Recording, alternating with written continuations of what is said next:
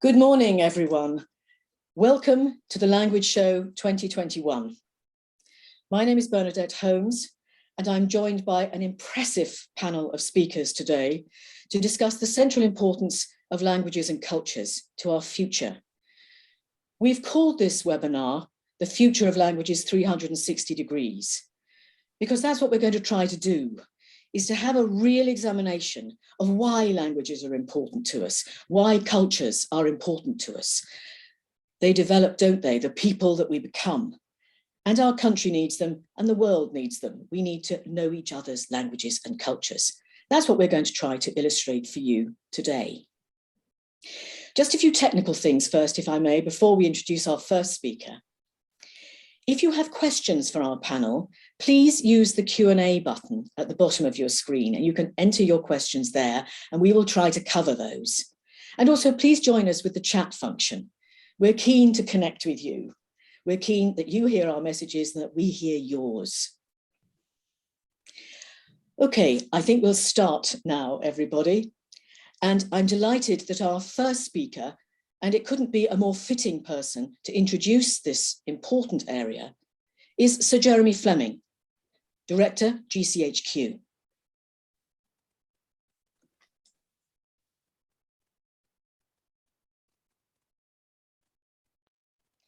Jeremy, a recent report from the British Council referred to Britain as a soft power superpower and as one of the most attractive countries in the G20 group of nations. That's largely based on the importance of English, the global significance of the English language. I wonder, how vital are other language skills to the soft power in the UK? Well, thanks for the question, Bernadette. It's very nice to see you. I'm sorry I can't be with you today. Yes, the integrated review the government's recently published has set out the ambition for the UK to be a great science power, to be a global Britain, to be out there exercising all aspects of power, including, of course, its soft power. And when we think about our soft power, then we think about the importance of being able to engage globally. And as far as I'm concerned, and coming from GCHQ's perspective, then the way in which we do that is fundamentally dependent on languages.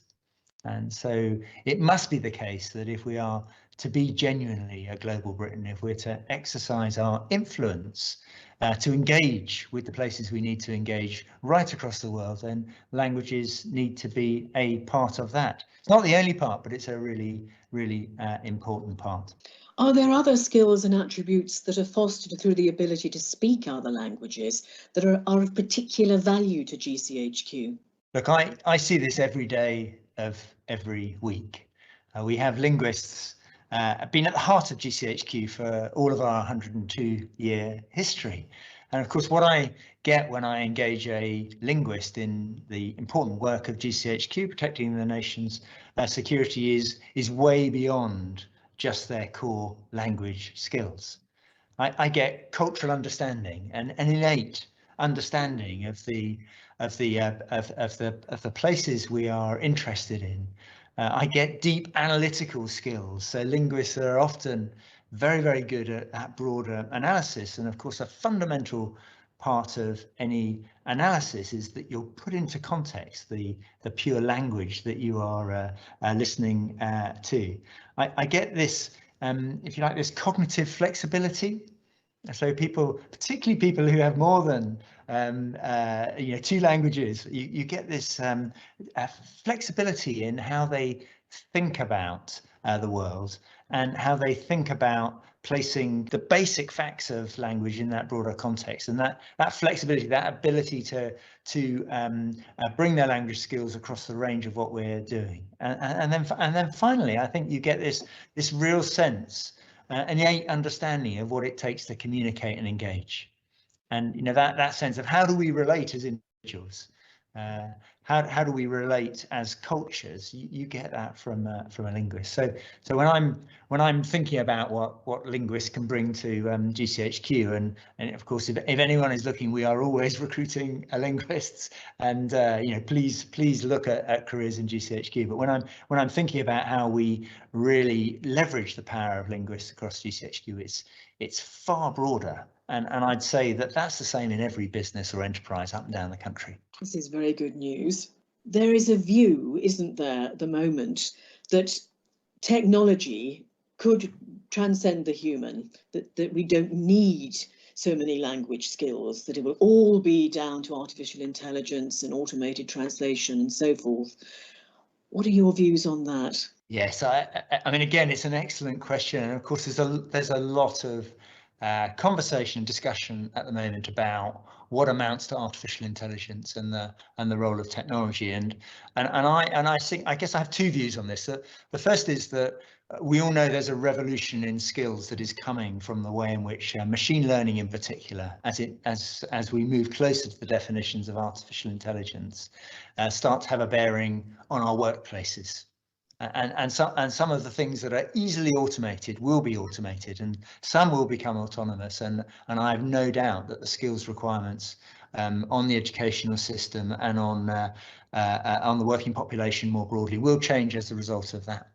But what it doesn't do is replace the human. And what it does is it puts the skills and the expertise that we need into different, more value-added aspects of jobs and careers and tasks. And it's absolutely the same from my perspective for linguists.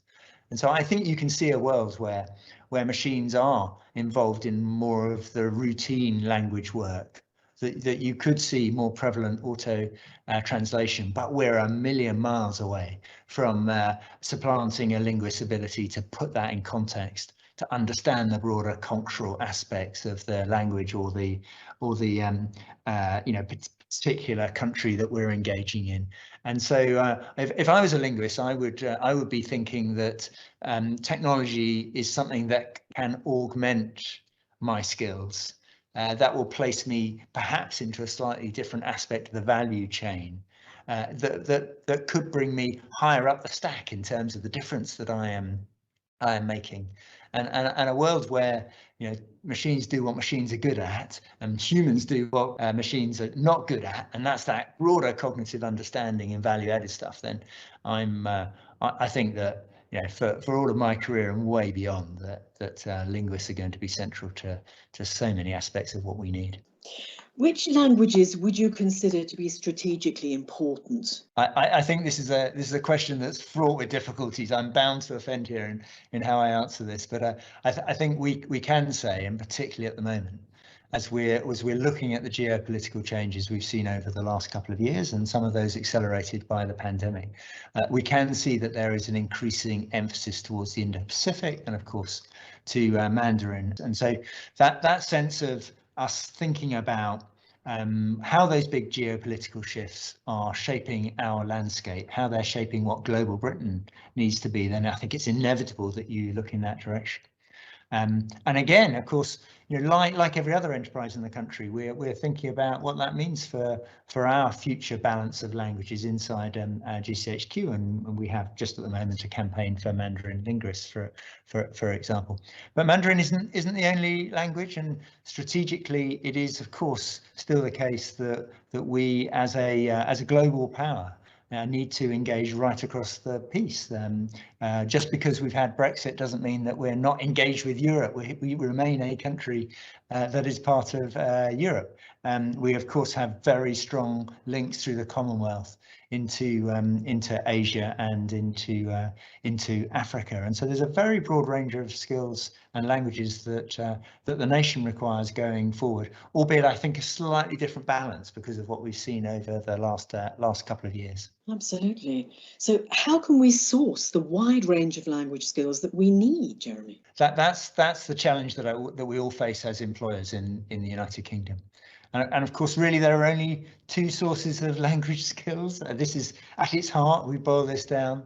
And the first is to make sure that we've got the educational pipelines to make sure that those people who have an aptitude for languages are developed in the right way, and that they get the right sort of support through their academic career and their post-academic career. And there are plenty of people like that in my business who have a real aptitude for languages, and many of them speak multiples, and some of them are, a dozen languages because of that innate understanding and ability around languages. But of course, the other way is that we have a very large community of people in the United Kingdom where English is their second language, and where, from a cultural heritage perspective, they have a deep understanding of a particular language and the culture that underpins it. And many of those don't, I think, understand the true power of that great advantage they've had in life in some ways of being able to communicate and being seated in that cultural heritage. And of course, leveraging those skills, which might be in that particular language, but it might be just because they've demonstrated an ability to learn a whole range of different languages in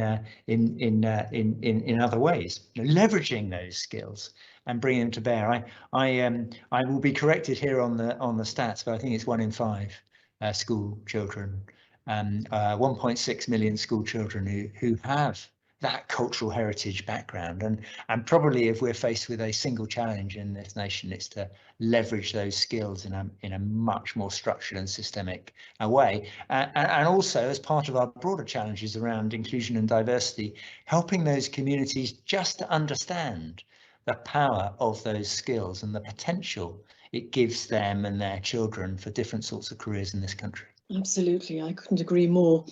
For those who are so convinced, still so convinced, that we speak the global language, and they just don't see that relevance of other languages, how do we bring about change in our approach to languages and cultures and their importance? Yeah, I like, I'm sure many people who are watching today have found ourselves privileged in interactions with our international counterparts when English has been spoken. And it's a historical thing, it's a convenience factor, but it's also a habit. And I think all of us should be very careful in taking that for granted. And so that sense of English as the common language, then that's great whilst we can still take advantage of that. But I don't think we should take that for granted going forward. And I think we've got to find other ways of making sure that we are better able to convene in other languages where that's appropriate, and that we're able to leverage all of the cultural understanding that comes from those sorts of linguist skills. And so to make that happen, we've got to, like any complex system, we've got to find ways of getting the incentives in the right place.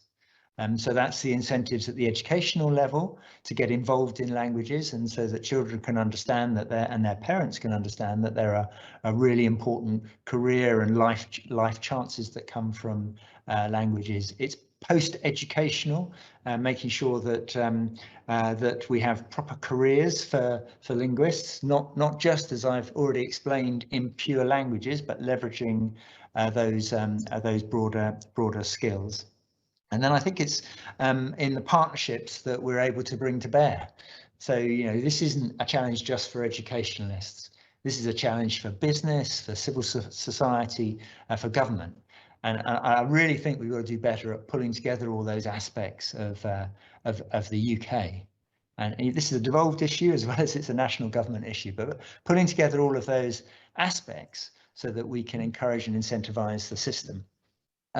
Some of the best things that I've seen around skills, and I'm thinking beyond languages now, but I think it is relevant to languages, when we get schools and academia alongside business, such that business can leverage their resources and their requirements into the academic system, but also the academic system can get to understand what it is that is going to be valued at the end of that educational experience. And I suspect that if there's a single challenge that we can start to get our heads around, it's that.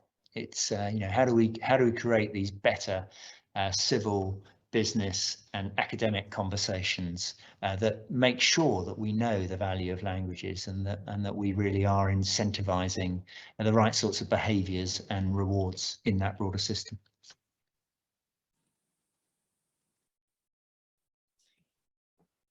Well, we couldn't have heard from a better speaker to introduce this major theme, the importance of languages and making sure that everyone understands the importance of languages. What a challenge has been thrown out to us, that we need to connect, we need to work together, we need effective cooperation across government, business, academic life, schools.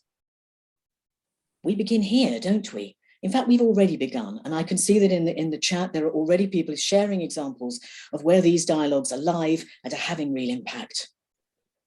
I'm going to go to our next speaker, if I may, our next panelist, and I'm absolutely delighted to welcome back Lieutenant Colonel Matt Sharp, who is from the Defence Requirements Authority for Culture and Language at MOD Shrivenham.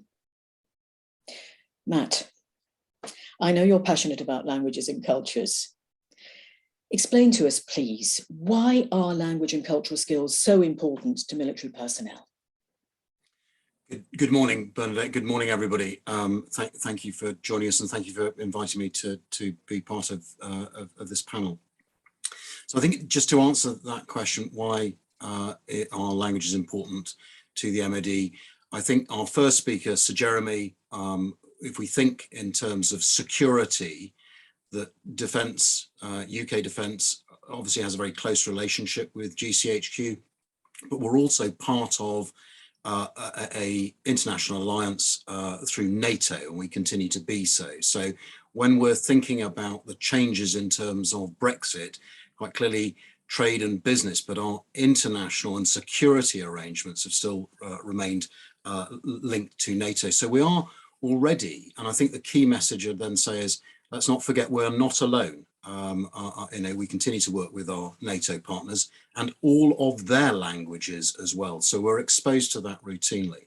So when we think about UK military personnel, perhaps the best way for us to think about that, and it's certainly part of our doctrine and our approach to how we think about defence and security, is we might think about a spectrum of conflict, in which, in a very simplistic way, you could then say at one end there is what we might traditionally see as war and fighting and an enemy and something along those lines, right the way down through to much more interactive relationships with a defence and security presence that isn't turning to a kinetic war. And on that spectrum, you'll see a number of functions and roles that begin to emerge that UK defence plays its part as part of NATO and as a sovereign state. And we have a series of roles in defence, and they would include what we would call defence engagement. So defence diplomacy is another term you might have heard, but the network of defence attaches and military advisors and people working not necessarily in a conflict environment, but with a host nation and working alongside that. And quite clearly that area is rich in terms of the need for languages that the audience, I think, will instantly recognise. But I think you can also then pick out certain examples where we move across that spectrum.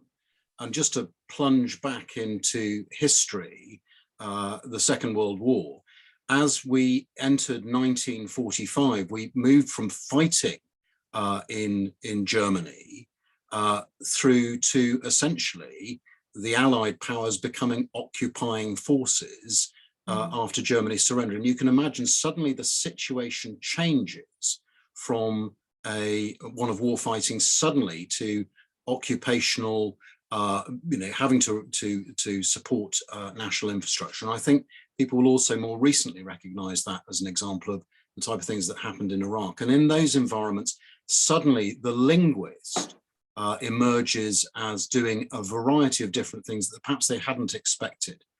I think my favorite example would be Corporal Upham from the film Saving Private Ryan. That's not what he necessarily expected he was going to be doing when he was in the typing pool. That they're an American soldier suddenly finding himself using his German in a way that he had no expectation, in some ways no preparation for, and doing the job with what he's got, where he was, as best he could. So I think across the spectrum, you'll then see a number of environments. And so that becomes central and recognised by soldiers, sailors, airmen and airwomen across the services, because invariably they find themselves in those situations, and then suddenly it becomes a right language skills sort of hose into view. So I think I'd probably then say that was probably the key thing. But I go back to that message of, let's not forget, as a nation, we are not alone. We are part of an alliance, and NATO takes languages very seriously and standardizes and has an organization called the Bureau for International Language Coordination. If you ever wish to look up that website, it tells you all about how NATO approaches languages, and we are part of that. Thank you, Matt. Can I just return to that idea that you have to be ready, don't you? You have to be just in time prepared to find a solution, to make connections, to understand the cultural setting in which you find yourself. And I'm thinking here, in the military then, you have a whole range of sectoral skills that you're looking for, but you also need an addition, a value added, which comes from languages. Would I be right in saying that? Yes, that's absolutely right. So I think, best, sort of jump to some examples, and most recently, I think we'll have all watched the tragedy of Afghanistan unfolding. Absolutely. What the UK MOD referred to as Operation Pitting, which saw our personnel conducting an evacuation operation for UK nationals and Afghans who have worked with us. And that's very raw and live. But the example would be that during that operation, quite clearly, if you've got to be part of supporting air operations to have huge logistical transport to get personnel and materiel in and out of Afghanistan in a secure environment, that quite clearly you're going to have logisticians, people who are specialized in that area working in that space. One of our team was out there, and it simply is, the situation is uncertain. But this individual that's been reported in local press was a Spanish speaker, and was working with our colleagues, Spanish colleagues, as they conducted their operation. So really, I think probably the message there is, we are talking about the value added is languages reduce uncertainty, and being able to coordinate and cooperate in that environment is incredibly powerful. And so when things are as difficult as they are in those sorts of environments, that actually the linguist is somebody who is suddenly finds themselves being rather at the center of what, let's face, are international relations and an international incident. And I think that would be the value added that you can say time and time again. I just simply pick one example very recently that people will recognize, but we will constantly see that across all sorts of interventions. How did he use his Spanish skills? I mean, he didn't expect that you'd have to draw on those at all, did he? How did that work? So essentially, as I say, with his, in this particular instance for Private Harry Deer, he was cooperating with the airlift operation for the Spanish and their nationals. So, and again, if you've got sort of several pieces, I'm no expert, I'm afraid, in the details of that kind of logistic operation. But suffice to say, it's going to get rather complex, and you need detail, you need timings, you need numbers, you need exactly what is happening, and being able to coordinate in that environment, because one can't just go to the civilian sector and look for a translator in that kind of environment. You've got what you've got there on the ground and making that work. So yes. I think that's very much a case of people stepping up is the point. That's very inspiring, very inspiring. So Matt, I'm assuming that you have a view on the role of technology. Can you see technology replacing language skills and human beings who are able to be multilingual in the future?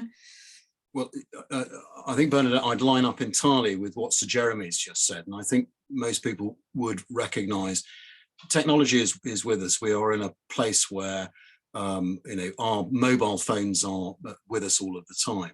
Absolutely. But without dismissing technology, we also need to recognize its limitations. And so whilst it's always developing, and I think we would be foolish not to see how it integrates and see how it then functions, perhaps some of the boundaries that we might place on that is the difference between something where technology is, and what Sir Jeremy had said about augmenting our skills, and that where we need innate ability. And I would say, perhaps to the audience, if we think about that, there are going to be certain situations where the environment is not permissive to utilize technology. Typically, we'd know that, sort of our mobile phone has GPS tracking capacity on it, and tell you where your phone is when you've left it, sort of in a shop somewhere, so you can find it. But equally, if you're in a security environment which the enemy or people who don't like you very much can do that, they can pinpoint you. So you've got to be quite careful about how you utilize sometimes the platforms. And we're all very conscious about our security online and so on and so forth, because we're not necessarily aware of how we see that. And that's just one aspect. But I think I go back to that point about, is it a permissive environment? Does the technology, what the level of the technology supporting us? And I think our view at the moment is very much, we are fascinated by what is possible, and then apply it to application of how it might be used. But certainly in terms of where I see technology having great advance is where we have no capability or low capability and the environment is very permissive. So the lower levels, and certainly in terms of interaction, I'm sure it can be great at the moment. But watch this space, I think, is the answer with this one, with all such technology. It's ever advancing, and we'll be fascinated to see where it goes. Thank you, Matt. I'm going to turn, please, to Major Dean Wilson. Now, Dean, I know that you have a rather interesting history with developing your language skills. Could you firstly tell us a little about your role? I know that you are a company commander in a REME. I'm not too sure that too many in our audience actually know what a REME is, and I'd be very grateful for you to tell us a little bit about your role and then your introduction to languages. Good morning, Bernadette, and good morning to all the attendees today. Thank you. My role effectively as a company commander is I command a company of around 90 tradesmen who deliver equipment support to the British Army's equipment. And what that means effectively is I look after the mechanics, the technicians, the armourers, metalsmiths and recovery mechanics to be able to keep the Army's equipment in a position to be able to execute its mission. My passion for languages in itself started actually when I joined the Army, and I wasn't really interested in languages at school. School wasn't a place where the language bug hooked me. For me, it came when I joined the Army and had the opportunity to go around the world and see different countries, and then also start to integrate with other nations and see other cultures, basically. So, how have you used your languages and how did you acquire them? Which languages do you speak? So currently I speak Thai, a little bit of Lao. I'm learning Korean, and I can offend easily in Swahili. The reason why I started to learn Thai is the Army many years ago created a policy that doesn't exist anymore, that if you wanted to get into my position where I am now, you had to learn a language to a basic level, with the intention of opening up that incentive to get people within the Army to learn.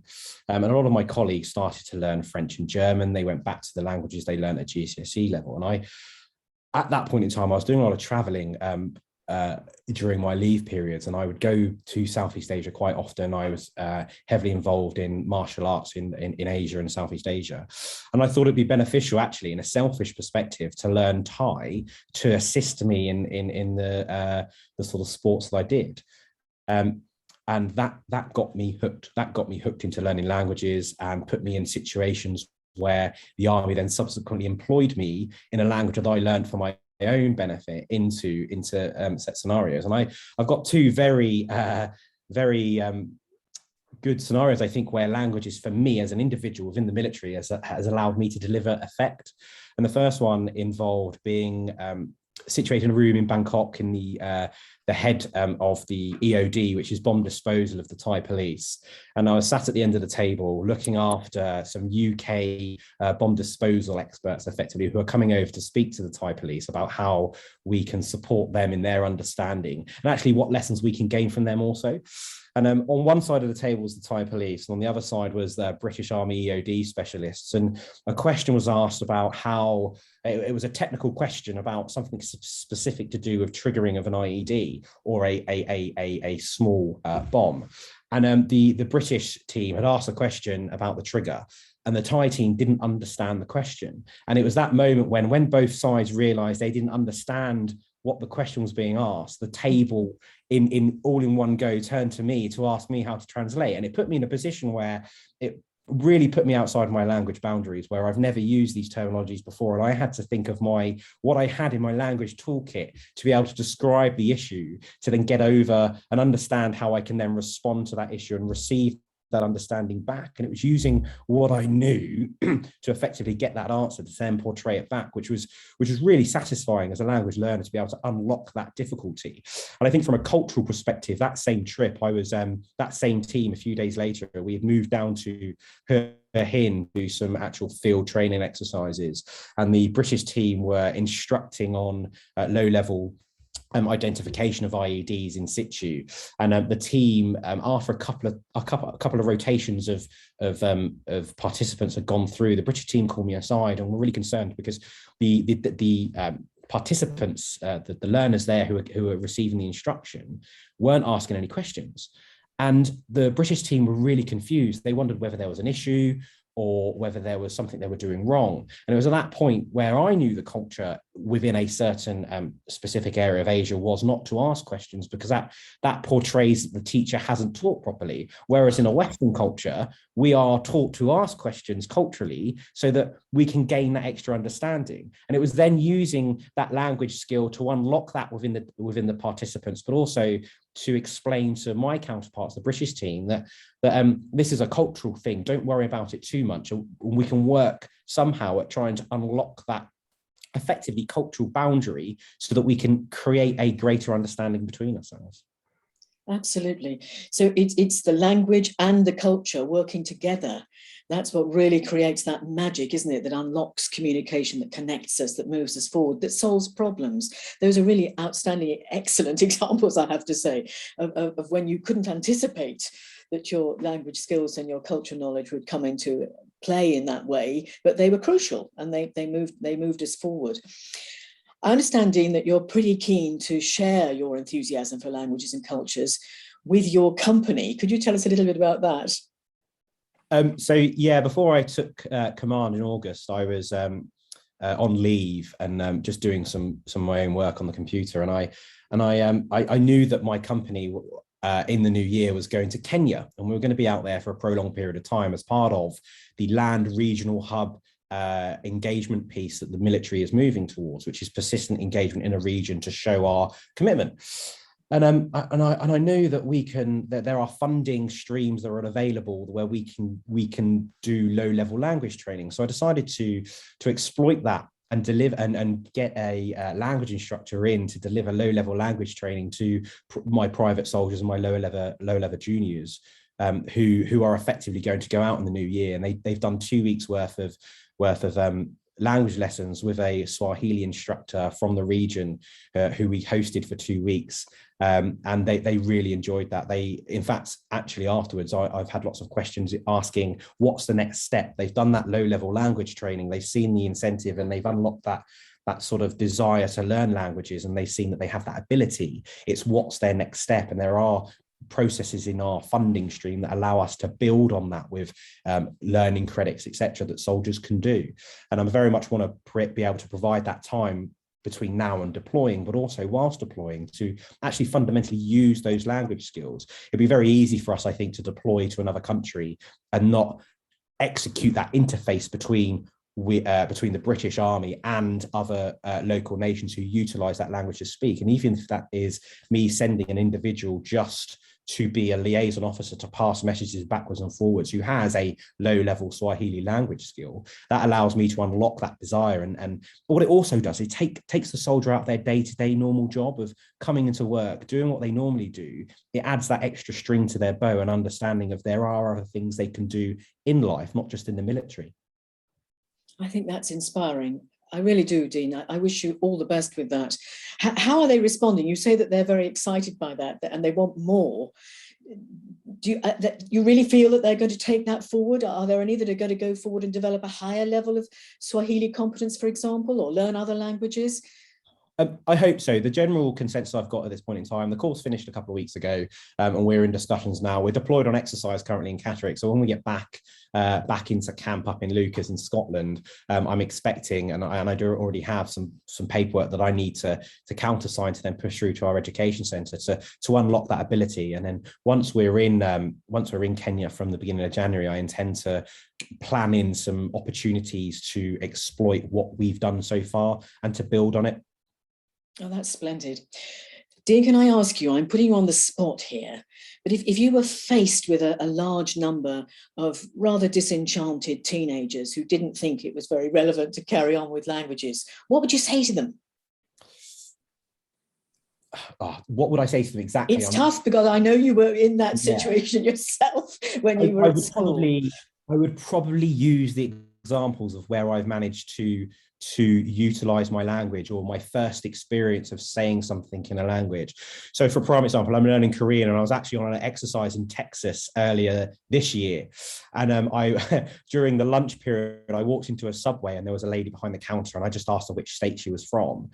And she replied to me, she's like, well, I'm not from the US, I'm from Korea. So I opened up that opportunity to then use my really, really basic Korean skills to be able to then order a Subway sandwich. And then the conversation we had afterwards was really interesting about where are you from, why are you here? And it was for both of us, which is really, really interesting. And I think for me, it's selling, it's unlocking the incentive and using incentive to unlock the desire to be able to open up to other people. For me, I think languages has brought extra ability in my work stream and where I want to go, but also in my lifestyle, the ability to travel, to meet other cultures. And I've got, for me personally, the proudest thing that I've got is a plethora of friends all over the world who speak multiple different languages, that I can see on Facebook the different language posts that are in different from different areas in the world. That for me is the value that I get from learning languages, not just from a work perspective, if that makes sense.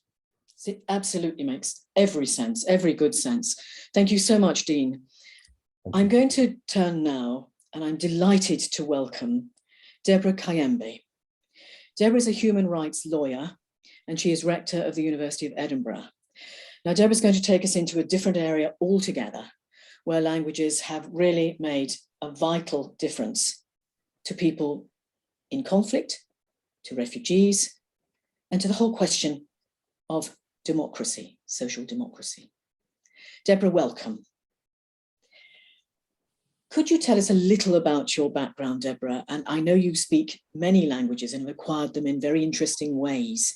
Yeah. They've constructed your life in a sort of way, haven't they? Could you tell us a little bit about your story? Hello, everyone, and thank you for inviting me here today. As it says, I'm Deborah Kayembe, so I'm a human rights lawyer before being rector of Edinburgh University, because I took the position 6 months ago. I was born in the Democratic Republic of Congo. Already at my young age, I already speaking 3 languages. So at home, we speak Swahili, which is the language of our clan, and the dialect Luba. So at school, we learn Lingala. But at that time, Mobutu was president. So everyone from the East supposed to be moved from the West. So there is no interaction for his insurrections in the country. So we went to the West, and I learned my first ever language, Kikongo, which has nothing to do with my parents. So being brought up like that at home, when at school you learn Kikongo, you write in Kikongo. At home, my parents say, you cannot speak Kikongo here. You will speak French and you speak Swahili, and you speak with the grandparent, Luba. So that's 4 languages as are going brought up. So we continue to the time I go to primary school, secondary school, university. I attended law school, learned law school in French, and graduated university in French, went to the bar in French. English is not there yet. So it's other language so far. And when it came to the time to get married, I married a Lusophone man who speaks Portuguese. So the only way to know how to speak with my in-laws is to learn Portuguese. So I learned Portuguese very quickly because then French was there. There's a lot of similarity between Portuguese and French. So I felt very comfortable learning very quickly until the time I had to work for the UN in the Congo, OCHA, for the Security Council, where my first job was to investigate war crime in Eastern Congo. But in Eastern Congo, you have Swahili spoken very differently from the Southern Congo. Well, my luck was my mother, who raised me, was younger sister to my father from the South Congo, and her husband was from the Kivu. So I learned the dialect Swahili. As you can say, you have 4 Swahili dialects, one from the Kivu, the Northern Kivu, the other one from Tanzania, the other one from Kenya, and the one from the Southern Kivu, where my father was from. And I started controlling those dialects very well. And when I went to investigate, I had enough evidence against whatever we were trying to get there, because I went directly to the victim, speaking to the victim, getting account of true event, how it's happened. So when I made my report in Kinshasa, that caused me to leave the country and to settle in Britain under a political asylum. So this is where I went with the interaction with English. So I remember in 2005 landing in Heathrow. I think I just know, hello, how are you? I'm fine, but not much. So then the exercise there was the experience I had with the UK Border Agency, where the story I was telling the UK Border Agency was dismissed because I believe the interpreter used then was not qualified enough to explain the situation I was going through. So that was my first shock. So in 3 months, my case as immigration was dismissed.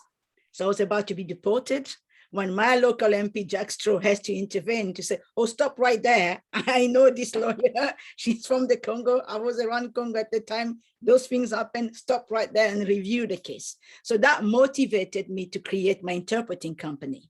So when I created my interpreting company, I offered 7 languages.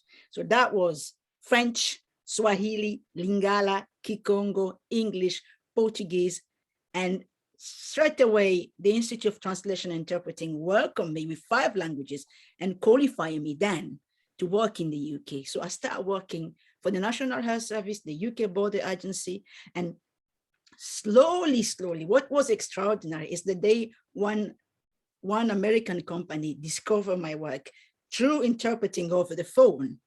And then it went so fast because, as you know, the biggest community of refugees in the United States are Congolese, and they're all from the corner of Africa, all speaking Swahili, but with kind of different dialect. And the company was struggling to find the right dialect of Swahili for the people they had.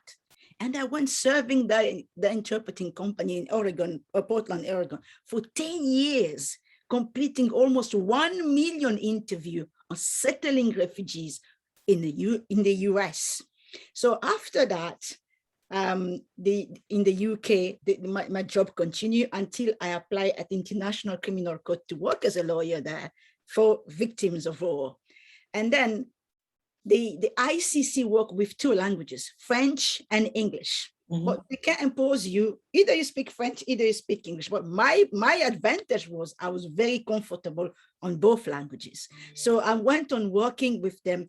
And there, as I agree with Colonel Sharp here, there are some times where you no longer need to be just the linguist. You are the facilitator. You are the bridge between the culture. You are the person who make, the case resolve positively, and that was the exercise I have with the ICC, because I had the responsibility, whether I prepare a case which is good enough to find someone prosecuted, otherwise the raw criminal, run free. So as a linguist, I have to manage to compose a very good case that tell the prosecutor, we should arrest this man through the testimony of the victims. So that was also my work there. So this is Very me important. until the Syrian war breaks. When the Syrian war breaks, you have women fleeing domestic violence in Turkey. So with my charity, I went to visit these women. And then again, the experience of being a linguist and a front line and listening to testimony, I refused to hear the interpreter coming to tell me the stories. I wanted to have the story first count. I start learning Turkish. So this is the language I'm learning right now. So it's essential, isn't it, to talk to victims, to talk to individuals in their first language. And this is very important for us because clearly you have French, you have English, and these are seen alongside Arabic and German in Europe. These languages which unite a lot of countries, but a lot of countries speak them. But what you're telling us, I think, very clearly is that this is useful and helpful, but actually, for real justice, for real social justice, you also need to recognize the wide range of languages spoken as first languages. And in your case, it could have been 3 or 4 first languages in a multilingual home. Yeah. Can you give us an example where it was really important to access in the language, their first language, rather than through one of the larger supercentral languages of the world in your work? There is a big barrier on cultural differences. That's something you need to understand. It's cultural first. The language defines the culture and defines the identity of the person. I'm going to give you an example. There was a case in Oregon as a woman was brought up into an accidental emergency with her husband, but the husband was the one who was hurt and he was crying like a child. And the doctor calls and say, Deborah, we have a case here. There is this young man is crying and ask, what happened to you? Say, my wife hit me up. My wife beat me up. And I said, shall we call the police for them? And I said, no. The wife did not hit him for saying that he wanted to hurt her. It's because he was drunk. He went on the street. In the Kivu, women correct the men this way. They get along by the morning. And in the morning, they get along very well. And they went home. So sometimes it's important to learn the culture. And it's always, I have to say, to learn the culture of the person beyond the language, because it defines the behavior. It defines the way they see things around the world. That is very important. Yeah. Absolutely. So beyond the words, it's the culture that matters. It's the culture which gives us that deeper understanding and allows us to develop trusting and respectful relationships with one another. I know that you're absolutely passionate to convey that message. Deborah, thank you. I'm going to open out to the whole panel and also to our audience, if I may. Are there questions that have come through at all, or from the chat from our audience, John? Yes, we've had some nice comments in the chat, Bernadette. People highlighting the importance of those early experiences, and very often practical early experiences, which get people interested, as both Dean and Deborah were saying, in progressing with their languages. A shout out to the British Council in the chat always for the support that they offer in schools and all the way through. Of course, an acknowledgement which everyone will know that there are challenges in the school system in terms of keeping young learners interested and engaged. So there are several points there. And then just a really nice comment from someone for you, Dean, a person who says that their father was in Rimi in their day and learned Italian in 1946, building bridges as a 19-year-old. So building bridges in lots of different ways, I imagine, and finished up speaking Italian like a peasant. So he was very proud of his achievements on the ground in Italy in 1946. Lovely story. Thank you, John. Colleagues, have you any responses that you'd like to make to some of the things that we have heard already from the panelists who've already spoken that you'd like to develop further? Antonella? Antonella is joining us from Bologna, so she may sound as if she's coming from Mars, but it is actually only Europe. It's only Bologna. I know I'm in a big room and there's an echo. I'm sorry about that. I hope you can hear me. Very, very interesting speeches that I've heard so far. I just have one comment. The concept of aptitude was mentioned. I'm a psycholinguist. I'm going to tell you more about languages and language learning. But I really think that we shouldn't think that some people are particularly talented for languages. There are individual differences, like in any other skill. And there are people, who learn better in certain situations rather than in others. But I think that, we shouldn't think that only some people are particularly good at languages. Some people may be predisposed, to learn more in a natural setting and use less, grammatical rules. Other people learn a lot more from grammatical rules, and then they are able to apply them to actual situation. But I really think that we should encourage everybody to learn a language also later in life. And I'm going to say more about this later. Thank you very much, Antonella. That's a key issue, isn't it? We do not all learn in the same way. So lessons may be for school classrooms and instructed settings generally. Learners develop their language skills in different ways. Important message. Thank you very much for raising that, Antonella.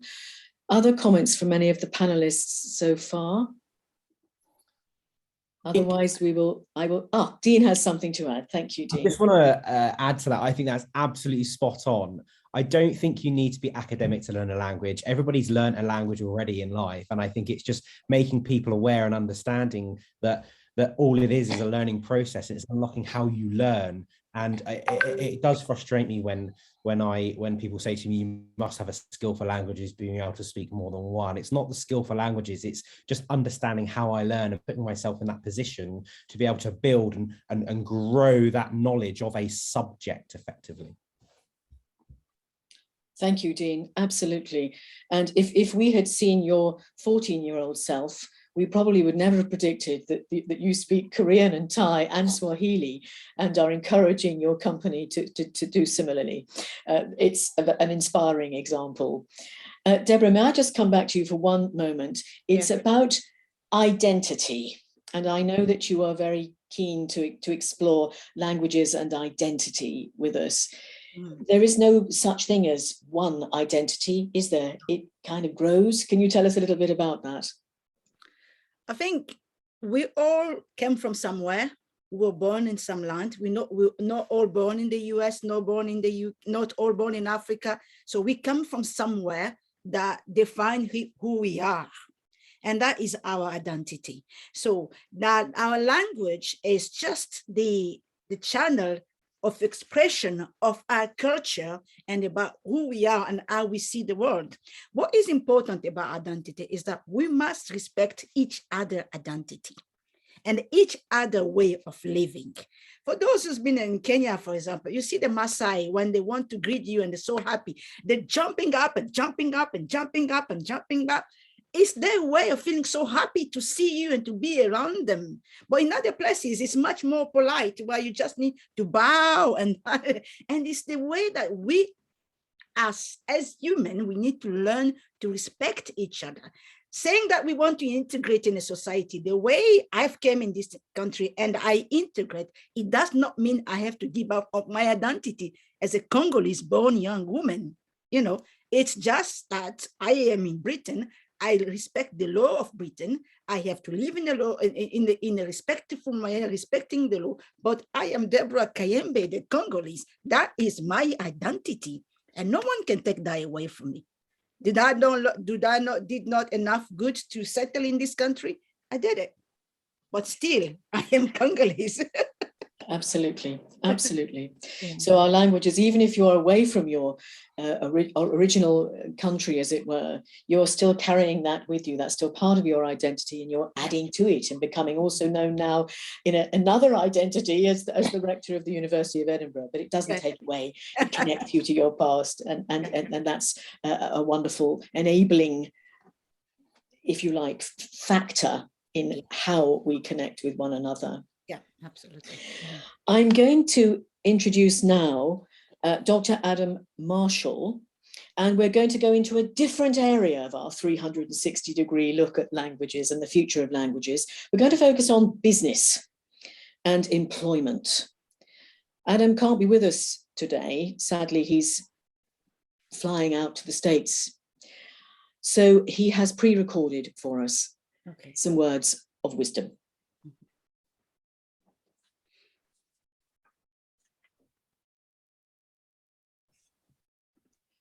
Hello, Adam. I'm delighted to see you, and thank you so much for joining us, even if it is virtually today because of your commitments.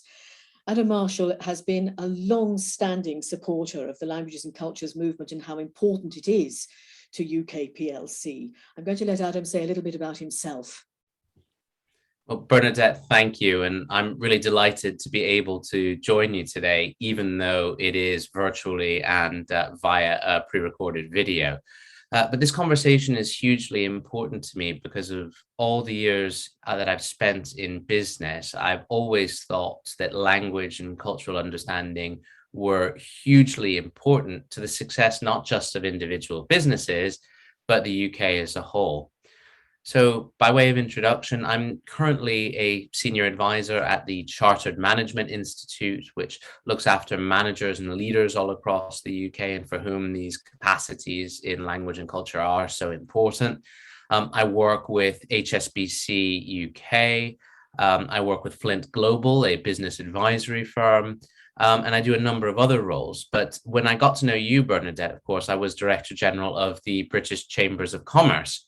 And one of the things that we always talked about was how important those language and cultural skills were to small and medium-sized companies getting out there around the world. And that's how we formed our friendship. And I'm delighted that it continues now and that we're still able to talk about this incredibly important topic. Absolutely, Adam. And I couldn't reiterate how important it is at the current time for us also, particularly as we reform language policy and so forth for education. How do businesses benefit from language skills and cultural skills? How do languages and cultural skills deliver for the economy? Well, within an individual business, I don't think you'll find a managing director or a CEO who will turn around and say, you know what I need? I need someone who speaks language A or language B. Nor will they turn around and say, you know what I need? I need someone with cultural literacy and understanding of market X or market Y. That's not the way they approach it, because that's a sort of supply side approach from those of us who want to supply those language and cultural skills into the market. The demand side approach is usually, I have a business problem. I don't know why my sales approach in the Thai or the South African or the Chilean market isn't working so well. Or it'll be something along the lines of, oh, you know, we have good sales, but we don't get repeat customers. Wonder why those customers that we bring in don't stick with us. So it'll be a business related problem first and foremost. And what that CEO or that managing director then later understands is very often it's cultural understanding or it is linguistic competence that enabled the problem to be solved, the barrier to be overcome, and the business to be conducted. And then the money lands on their P&L and they're happy. So very often you have to start looking at this business by business as a demand side question. So, it's not that languages and cultural understanding are the solution, because that's trying to fit a square peg into a round hole. It's that there's a problem out there. And ultimately, those capacities and those abilities allow one to solve the problem and get past it. So what exactly is global literacy then, this cultural literacy that you're talking about? So I think this is something that we need to really explain and in a sense, we need to convince young people, their parents, civil society in general, that by having language skills, you are more in tune, you are able to develop this literacy, this cultural competence that you're talking about. What actually does it feel like? Well, some of the examples you can come up with may seem quite banal in the first instance, but you realize later how crucial they are to actually conducting business successfully from country to country. In many Mediterranean cultures, for example, if you're invited to a business lunch, you don't actually discuss the business at hand until the lunch is complete, for example. In many East Asian cultures, your hosts will believe very firmly in the concept of face, and they will never say no to you at the meeting, but a no could come later if they're not happy with the terms of the deal or the negotiation that's being conducted. You wouldn't invite an American business person out to lunch and insist that they drink, because they very often don't have alcoholic beverages at that time of day. So these may seem like little points, but in business, they do actually matter. And having that global literacy, that understanding that in order to conduct business, you have to put yourself in someone else's culture and in someone else's shoes and understand how they do things, is actually critical to success. And whilst we have some amazing attributes as a country, we have the legal system that is praised around the world. We have, the City of London as a financial center. We have an education sector which rightly earns praise around the world as well for its quality and for its diversity. All these things are great, but it doesn't mean we can impose our cultural norms on business meetings when we go out to talk to partners elsewhere. We have to be a bit more understanding and a bit more attuned to those around us. This is about boosting our EQ and not just pushing our IQ sometimes. Absolutely. So it's that world beyond words, isn't it, which is so important. Are there other areas, for example, in the way we use English? If we have never learned another language, and I know that you do speak other languages, so I know that you know this firsthand from your own experience. If you only speak English, does that put you at a disadvantage when even in a meeting, English is the language that is used transactionally? There is no question that not having had some exposure to another language, whether you have a specific level of competence or not, is a disadvantage in any kind of multicultural business setting. Different users of English approach the language differently. If you've ever engaged with business in the European Union, for example, there's a specific form of English spoken by bureaucrats, which native speakers like us probably would have some difficulty deciphering, but it is a very technical and very precise language that provides the basis for common understanding across that block of countries. Similarly, the way English is used between different English-speaking jurisdictions. If you table something in a meeting in this country, of course, you are putting it up for discussion. If you table something in a meeting in the United States, they're taking it off the table for discussion. There are verbal cues that one, may or may not get if one doesn't have a certain level of cultural understanding or indeed exposure to other ways of conducting business. And I think language is a great way to have that exposure. Having the chance to sit through a business meeting conducted in another language actually lets you then come back and reflect on how you conduct business in English. Particularly if, like me, you're a fast talker, you have to learn to slow yourself down. You have to learn to simplify your language. You have to learn to check back in with your interlocutor to ensure that they understood the point that you're making and that they're happy to proceed on that basis, or that a decision has been taken in that portion of the meeting. All of those are acquired competencies for managers and for leaders. And I think a lot of times they're acquired either through multicultural work settings or through the learning of another language and having to go through that same process in another culture.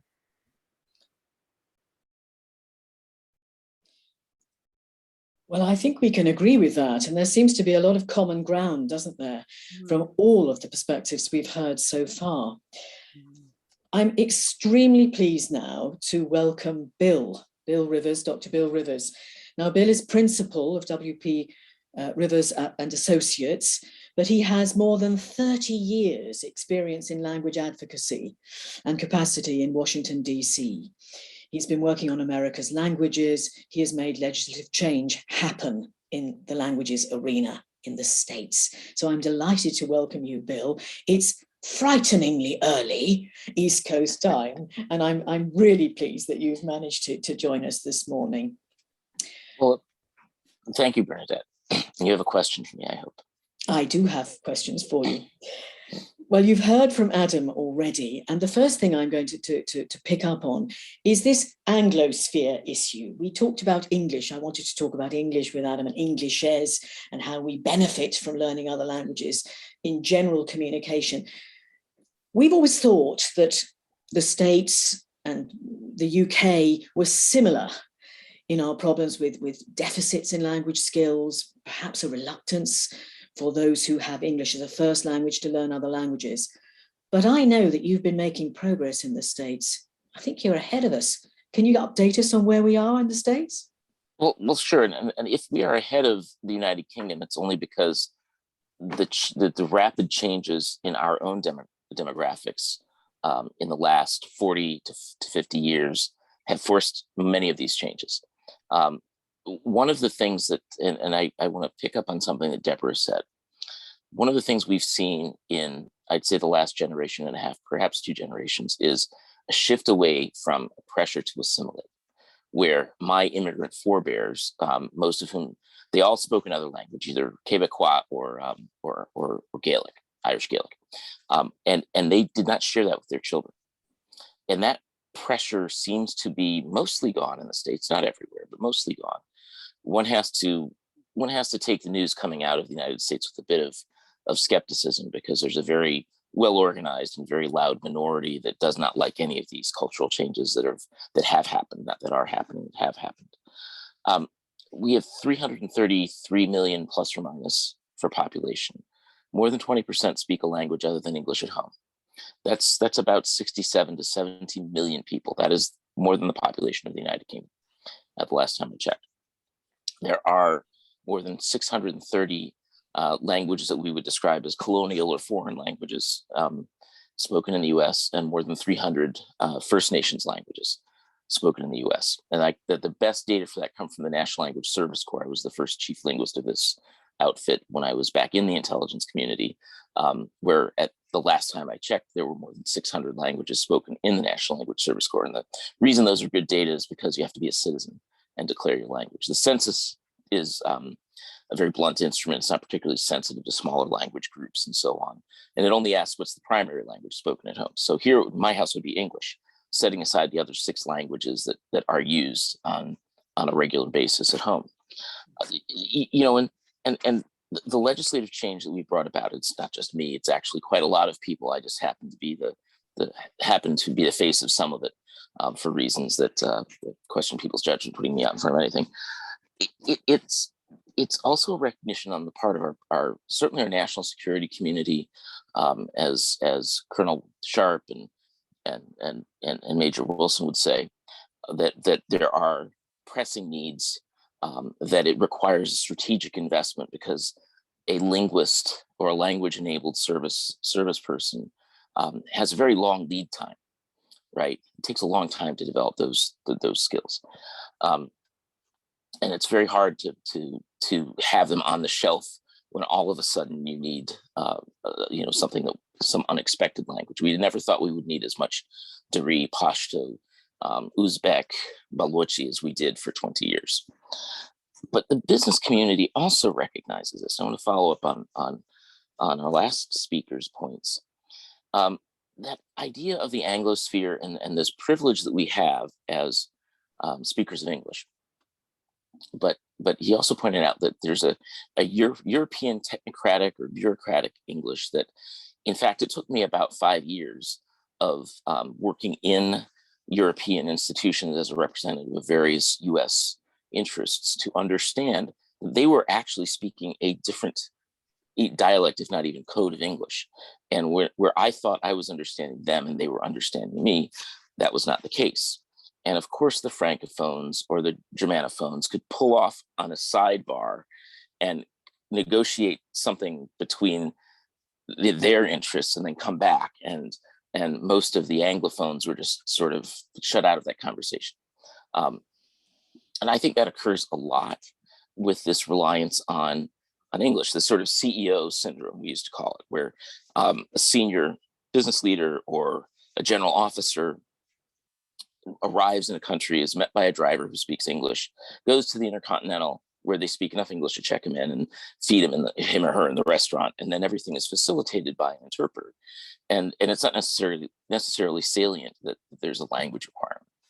And then the cultural sensitivity, and we have to be very careful, I think, when you look at the definitions of proficiency, whether that's the CEFR, the NATO BILC definitions, the ILR definitions in the US, the ACTFL definitions, Canadian benchmarks, being able to perform culturally is actually integral to higher levels of proficiency. And sometimes there's a tendency, oh, we can teach culture over here. And you can acquire that without really acquiring the language. And you can acquire some superficial aspects, greetings, as Deborah pointed out, business meals and how that works, the culture of face in different places. And you can acquire some of that, but actually being able to perform in a culture really does require the language. And I think those who have multiple languages, Antonella can speak to this, one of the pioneers on this, once you learn one language, once you've learned 2 languages, it's much easier to learn additional ones, and there are lots of reasons for that. But once you have that ability to perform in a different culture, I think you're much more aware that going from one culture to the next, you expect that there will be differences. You expect that you will not understand why certain things are done. You expect that you will be confused, and you are ready for that, and you can act on it. You can leverage it to your advantage by being a better interlocutor. So those are all there. Now, some facts on, so we have, as I said, roughly 1,000 languages spoken in the US. Spanish is by far, it's about 80% of that 67 million. But again, there are at least 1 million speakers in 10 other languages.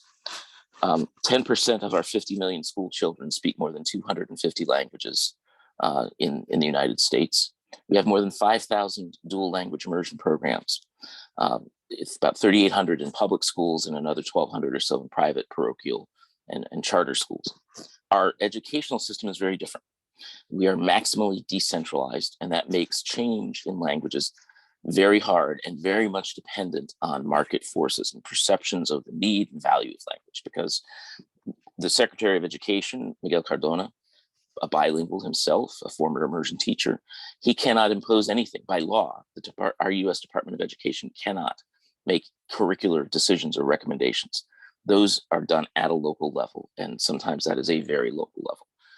So we have several thousand school districts, 56 states and territories, each one a tub on its own bottom, some 2,800 institutes of higher education, again, each one a tub on its own bottom, with tremendous autonomy in its decision-making and its curriculum. But then to come to business, roughly 10% of job openings at any given time require language. And you think of it like a bullseye, concentric circles. That inner target are people who are going to do language work. It's probably a very small bullseye. There are about 250,000 or so translators, interpreters, localizers, captioners, and other more abstruse folks out in the US. The next group is people who use the language. We call them language enabled, who may be the regional manager for the northern cone of South America for Smuckers, for example, and who needs to have that language in order to function in that position. And then there's an outer ring of people who have transversal skills, global competencies, global literacy, who can perform well in a 21st century world with lots of uncertainty, lots of difference in terms of the internal composition of their organization, diverse internal teams, and being able to sell goods and services, develop and engineer goods and services for an incredibly diverse global audience, as well as a diverse domestic audience. Now, the way those global skills tend to be operationalized, because not every company is McKinsey or Google where they can spend 2 days testing you to see how clever you are. The easiest way to operationalize those skills in a job requisition, in a job posting, is to ask for foreign language skills, or to examine people's resumes and VD to see if they speak another language, or if they have lived or worked abroad in a serious way.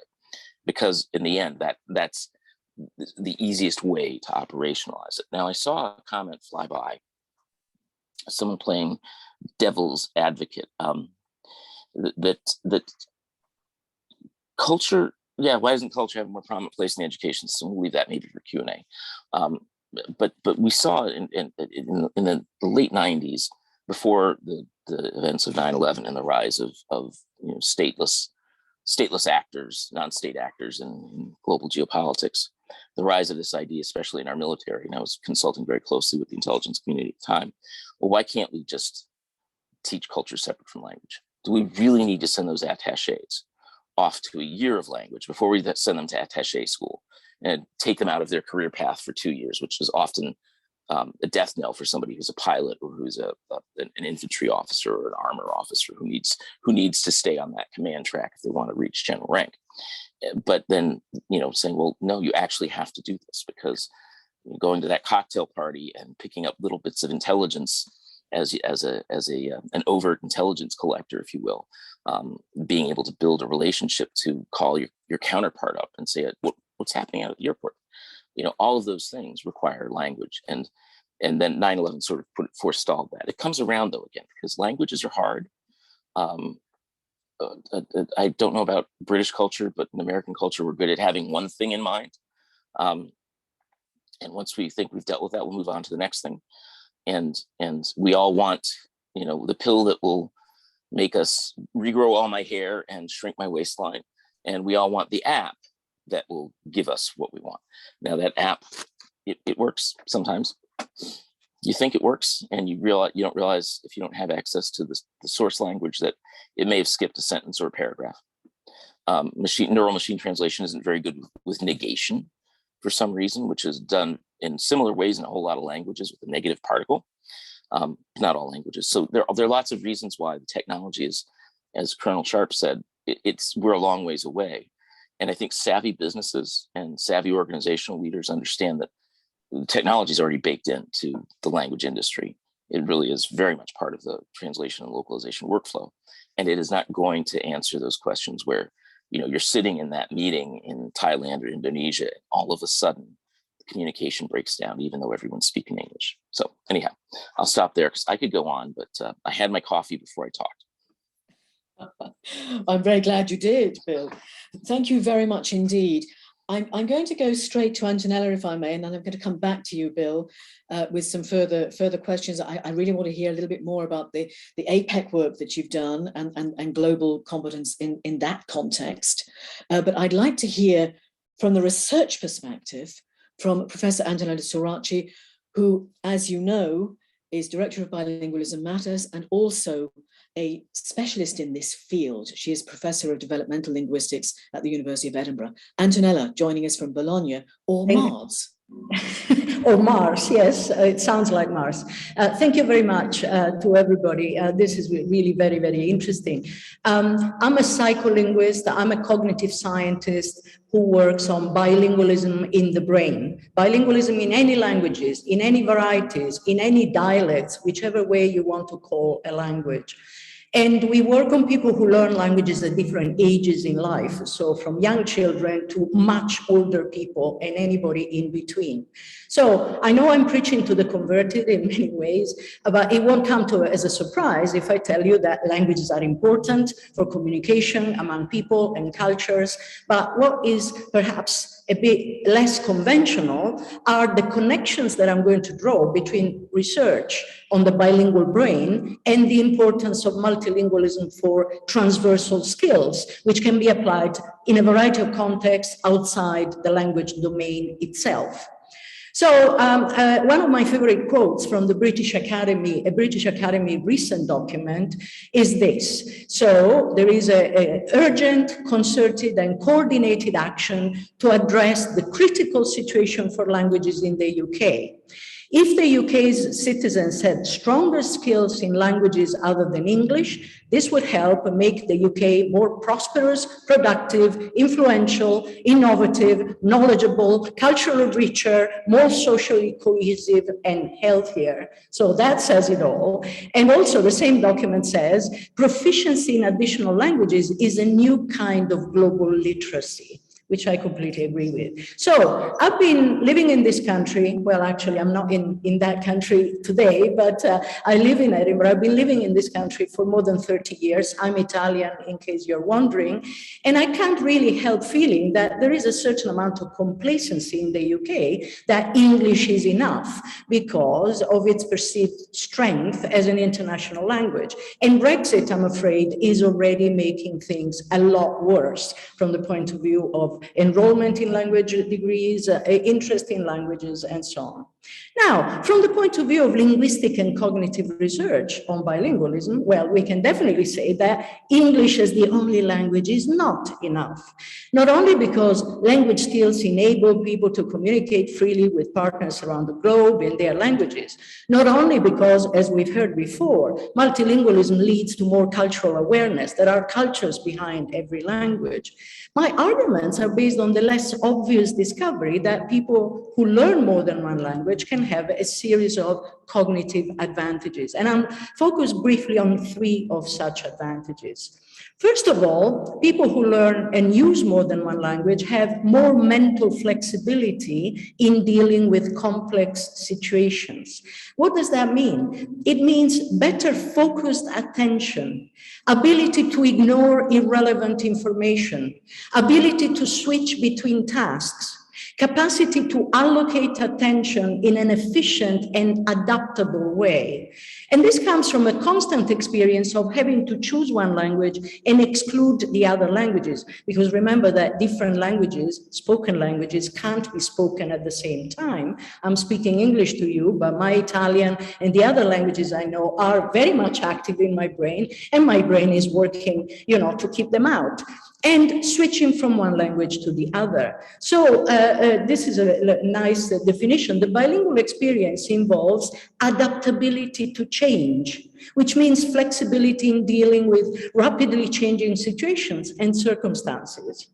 One way in this can be useful is to use the word of Joseph Nye on, a famous paper, technological advances, and we were talking about technology, have led to a dramatic reduction in the cost of processing and transmitting information. The result is an explosion of information, and this has produced a paradox of plenty. So people are overwhelmed with the volume of information confronting them, and so attention really becomes a very good resource. And this is what the situation where multilinguals are potentially better at evaluating, prioritizing arguments. And this in turn actually strengthens the ability to cooperate, negotiate, and compromise in various situations.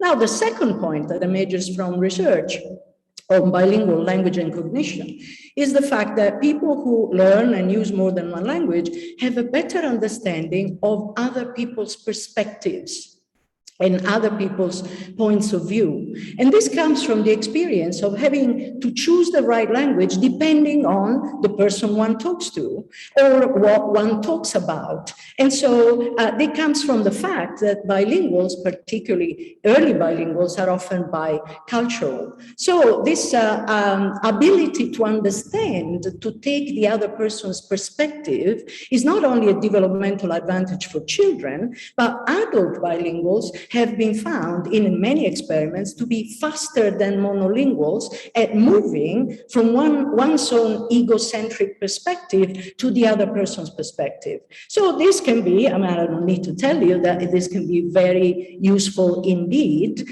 for cultural diplomacy, for example, because, cultural diplomacy, we know, depends crucially on understanding the other person's perspective. I don't know if I still have a little bit of more time. Cultural relations are a mutual understanding, ability to appreciate how other people see things.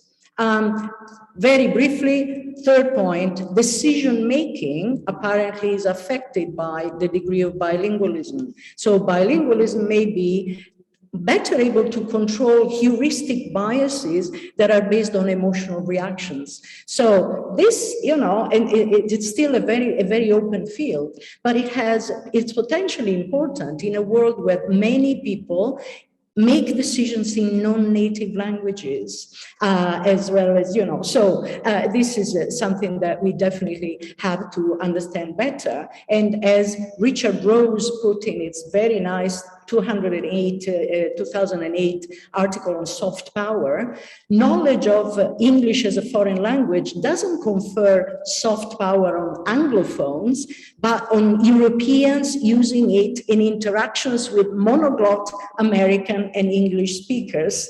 So, and this, I think it's, so what can we conclude? Right, the multilingual brain potentially operates more effectively in terms of focusing, seeing both sides of an argument, making decisions, flexibly adapting to changing circumstances. And these are all transversal skills that have their origins in the language, the linguistic bilingual experience, but they get extended to non-linguistic domains.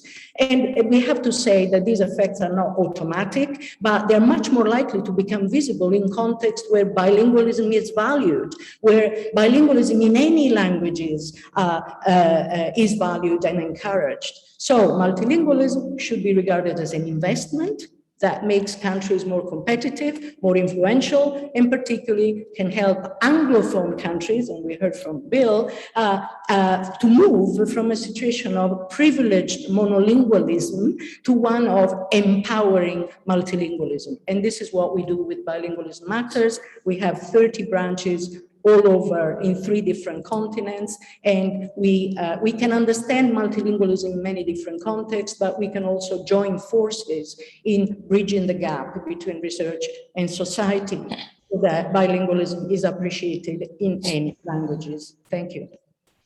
Thank you very much, Antonella. So privileged monolingualism, a move away from that to empowering multilingualism. And I can see that Deborah is nodding. So a multilingualism that really does embrace social justice, that expands our identities, that connects us to others, that helps us to see proportionally where we are in the world and the perspectives of other people in the world, so that we can work for greater cohesion, greater global democracy. I would like to add something in my experience. The day after I was elected rector of Edinburgh University, there was those headlines in Brussels saying a Francophone woman become the head of an English, the oldest English university in the world. And I thought, oh, it looks like they want me to go on war on languages here. And I said, it's not gonna happen because I am multilingual. I can't separate who I am. So we're gonna work on a side-by-side in a cohesion and harmonical way of living through the language at Edinburgh University. So on Saturday, I received the Vice Prime Minister of the Congo speaking French. And on the side, I have my English collaborator there, which is mainly male, and I'm sitting on the other side, and we exchange, and in the moment they become truly gentlemen, they went on trying the French in order to make the harmony in the room. And that's what I need to see more and more and more now.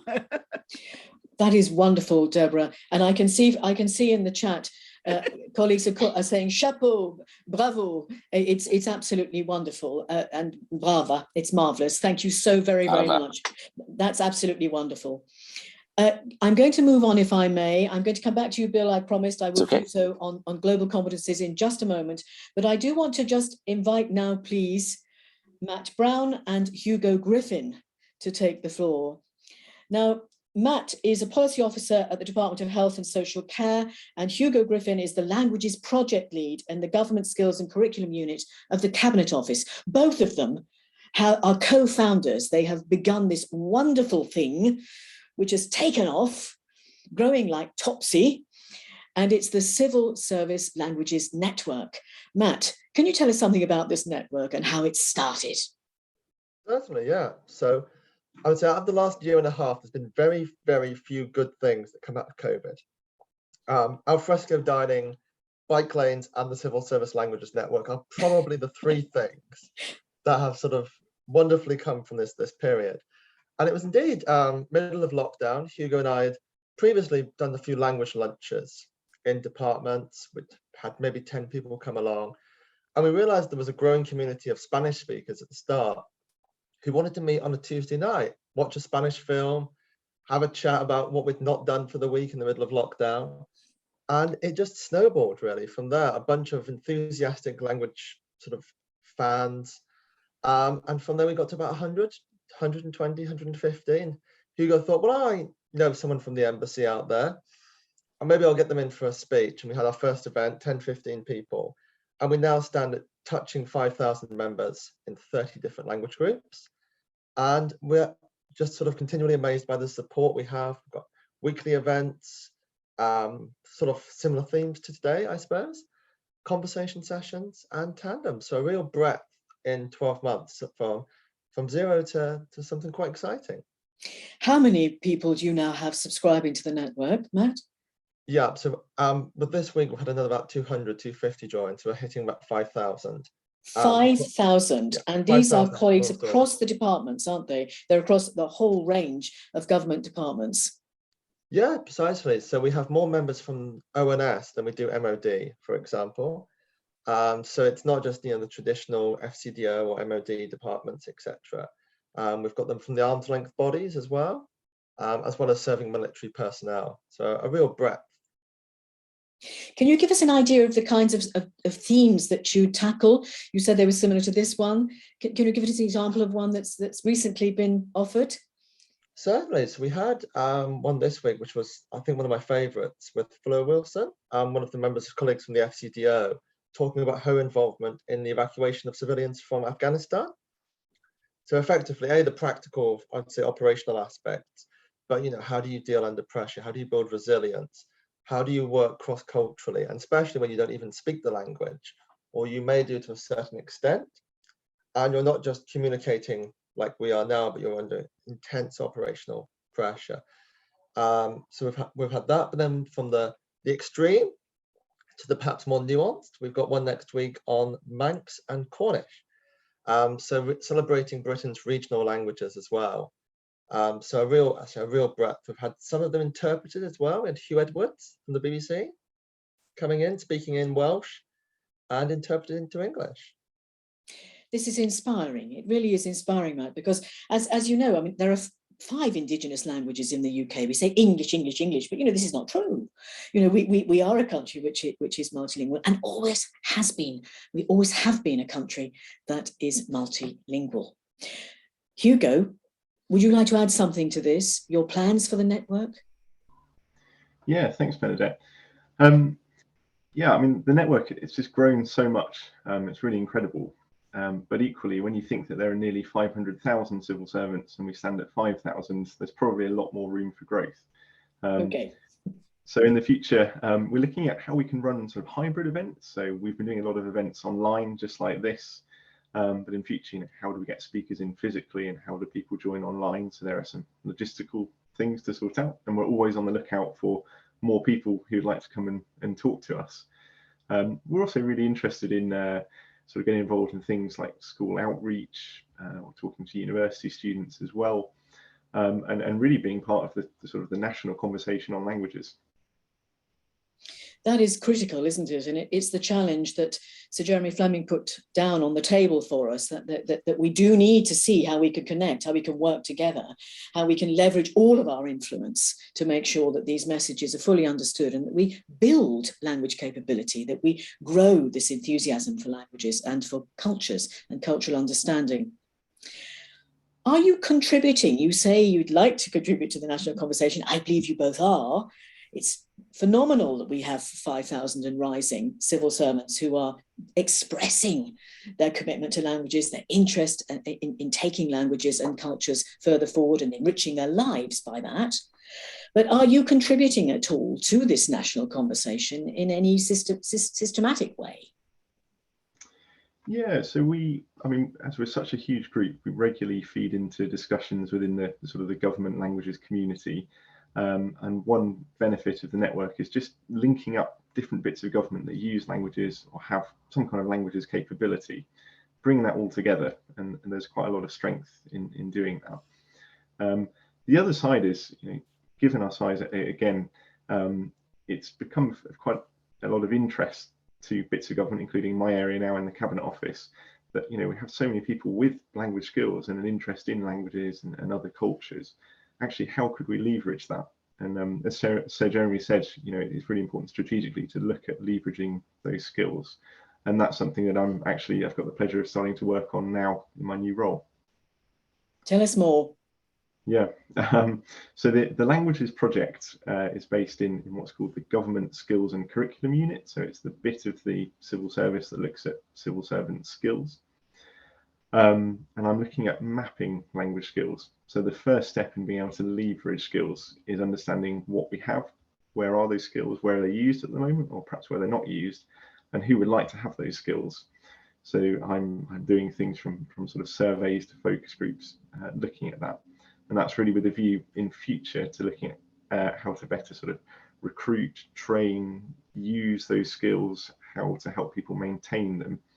And particularly away from the usual suspects. So you've got departments like the Foreign Office, where obviously language skills are important, sending people overseas. But how about home departments? How about places like the Department of Health or Department of Work and Pensions? Languages are important in those places as well.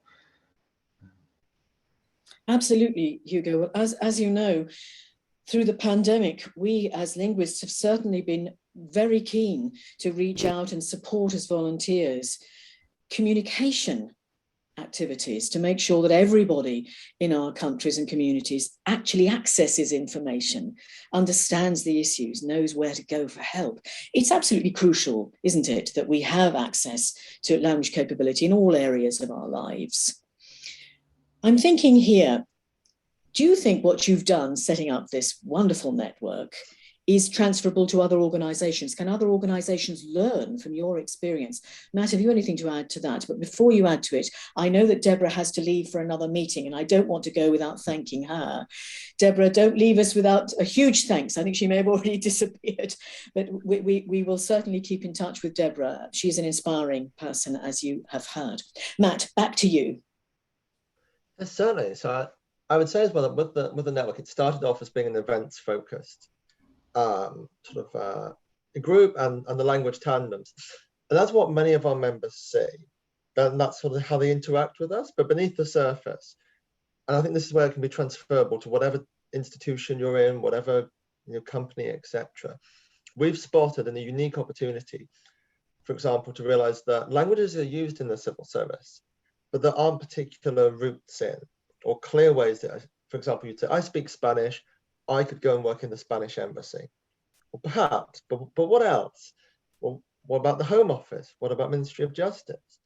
And these roles exist, but we don't clearly, when we're sort of advertising out to new people to join the civil service, we aren't particularly clear in saying, well, you're a linguist, come and work for us. Potentially within GCHQ, it's a little more clear. So we're really trying to work out from our sort of side, how can we attract talent? How can we develop that as perhaps career pathways?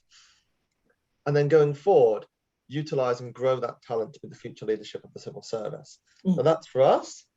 If you work for KPMG, if you work for whoever, you will have your own take on that, I would like to think. And I think that's how we can reflect on what do we want to, how can we use linguistic talent? How can we use all of the things we've talked about today to improve the benefit for the benefit of our institutions? And then I suppose from a governmental perspective, we realize that frankly, no one's taking languages at GCSE or A level compared to where we'd like it to be. How can we as government sort of showcase languages and say, this is a brilliant thing to do. This isn't just to take French so you can speak it on holiday. Whether it's for us, I know we're biased, but whether it's for us or whether it's for another company, there are sort of real validity in taking languages as a subject. So we'll be launching our schools outreach project next week, going into schools and universities with hopefully much clearer cut career pathways, at least for us, and then hopefully maybe working with private sector. So maybe some of the speakers from today as well, bringing them in and showcasing the routes and opportunities available. Well, we are absolutely ready to support you in every way we can. That is very, very exciting news. So it's making these connections, making things relevant, making things real. And I think as you've said, Matt, isn't it? It's a question of, you do have other sectoral skills, you do have other specific skills that you need in all of your different roles in the wide range of occupations that our young people fulfill and that we all fulfill. But what we're adding is a value added advantage in being multilingual and having these excellent sensitivities, cultural empathy, qualities and attributes which enable us to fulfill our roles more effectively, far more effectively than if we remain confined within one cultural prism and one language code. Yeah. I'm coming back to Bill, please. Could you just tell us, Bill, thank you very much, Hugo and Matt. Can I just come back to you, Bill, on this question of the global literacy, the global competencies. I know you worked on APEC and the skills framework, the final report for that, looking at global competencies and economic integration. Could you just define for us what you understand as global competence? So the more, a brief definition, global competencies are what we also sometimes call transversal skills. They're very closely aligned, but the ability to act on matters of global import, right? That's the first definition that was offered in around 2009. Subsequently, there was a framework developed by the US Department of Education, actually signed by Secretary DeVos in early 2017, that laid out the components of global competency that include language skills, intercultural skills, interpersonal skills, problem-solving skills, and presentational skills. We used to call those soft skills, those last three, and that's a terrible moniker because it turns out that our educational institutions, broadly speaking, are really good, higher education in particular, in producing specialists, accountants, business majors, engineers, right? But not in inculcating those transversal skills particularly. When you look at the employment world, especially in the fourth industrial revolution that we're going through, and where economies such as that of the US and the UK rely very much on professional services and high fourth generation manufacturing processes and so on, that there's a deficit in those transversal skills. It's very often cited as the biggest deficit coming out of our own higher education in the US. So we went from that Department of Ed definition. We did a number of surveys in the US of employers. I cited those statistics earlier. And then we proposed a project to the Asia Pacific Economic Cooperation, APEC, to look at global skills, global competencies in the Pacific Rim, and found that, of course, there's much more sensitivity to the need for global competencies, cultural skills, and languages outside of the Anglophone portions of the Pacific Rim. It was very not surprising at all. But it led to revisions in the APEC education framework, which we were very, very happy to see. And it led to some subsequent work with OECD, which had already been mulling over the idea of adding questions on global competencies to the PISA test, a module to the PISA test. Because again, that keeps coming up globally. And I think, Richard Hardy said this years ago, that he'd hire a Dane who spoke 4 languages to work in the city before he'd hire a monolingual graduate of a major British university. That coming all the way back to this idea that the easiest way that I can identify as a business leader, as a military leader, as a government leader, identify somebody who is likely to have global competencies is to get that person who has a high level of proficiency in another language. I'm going to have to stop you there, Bill. Not that I want to, because I want to hear more from all of you. Your input has been absolutely phenomenal this morning. That's what I believe, and I rather hope that our audience feels the same. We need to keep this dialogue continuing, don't we? The big messages are coming through very clearly, that it is an advantage to everybody in whichever sphere you intend to work. Maybe you don't intend to work at all. Whatever happens into your future, whether you want to be a better citizen, whether you want to be a better global citizen, whether you want to contribute to your community, we all need languages. We all benefit from language skills because they develop through us using other languages, through us communicating with one another, through us struggling sometimes to communicate clearly. We develop greater empathy, greater cultural agility, and we become better people. This has been a phenomenal session. If we have 3 minutes left, I'd just like to hear one very short message, if we can, from each one of our panelists. I'll say goodbye to everybody now and great thanks, but I'm going to go along the line as I see you and ask you to give some pearls of wisdom to conclude our panel session, our webinar this morning. Thanks to all of you out there, by the way. Do keep in touch with us all, and thanks for staying with us. Dean, I'm going to start with you. Thank you. I think for me, it's all about learning to unlock that desire, creating the incentives for everyone around us that we can bring to the language learning community, I think. Thank you. Thank you, Dean. Matt, sharp this time. Thanks. Again, I will repeat what I said this time last year. Networks, networks, networks. What Hugo and Matt are doing, it might be bounded within UK government spheres and civil servants, but across the entire thing, the power of networks, I think, is driving a huge amount of change. Thank you very much. Antonella? 3 things. If you have another language in your background, value it. It's a fantastic resource. Learn another language. It's never too late. It's never too late in life to learn other languages. The more languages you know, the better you become. And let's work together to build a place where languages are valued and as a fantastic resource for the country and for people. Deborah, you're still with us. This is wonderful. Your final words? Multilingual is beautiful. Is the way to peace, to diversity, to justice. And if you want to live a peaceful life, invest in multilingual. Thank you. Thank you, Deborah. Matt Brown. Perfect. On the point of can anyone else replicate what we've done, it costs £300,000 to train someone from nothing to fluent in Mandarin. We've run a survey this week and we've already found 7 Mandarin speakers that we didn't know existed at C1, C2 level out of a cohort of 200. So whatever your organization, there'll be linguistic talent there that you probably just haven't heard of. Find it, utilize it, and make the best of it. Thank you, Matt. Thank you. Hugo.